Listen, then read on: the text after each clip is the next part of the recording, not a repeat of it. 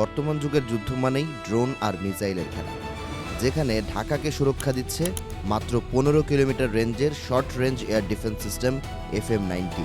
এক প্রকার টিনের তলোয়ার দিয়ে এতদিন লড়ে গেছে বাংলার সেনারা।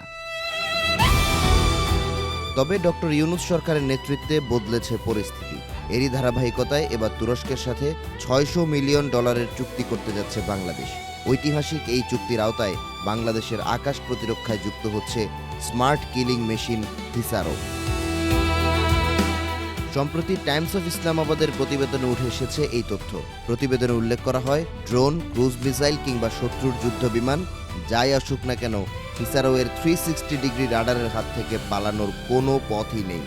এটি এমন এক লেয়ার ডিফেন্স তৈরি করবে যা বাংলাদেশের আকাশকে করবে এক অভেদ্য দুর্গ।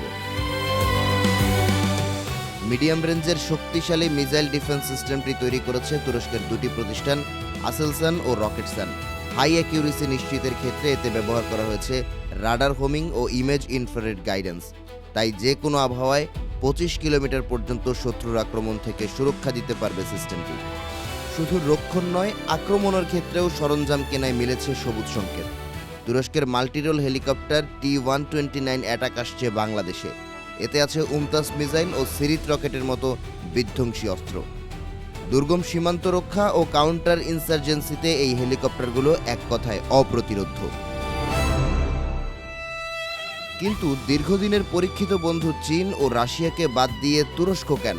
টাইমস অফ ইসলামাবাদ বলছে, আঙ্কারার এই সিস্টেমগুলো ইটার ফ্রি, অর্থাৎ কোনো পশ্চিমা নিষেধাজ্ঞা বা শর্তের জালে এগুলো আটকা পড়বে না। পাশাপাশি অস্ত্রের পাশাপাশি প্রযুক্তিও সরবরাহ করবে এরদোয়ান প্রশাসন। ফলে ভবিষ্যতে এই অস্ত্রগুলোর রক্ষণাবেক্ষণ হবে আমাদের দেশেই।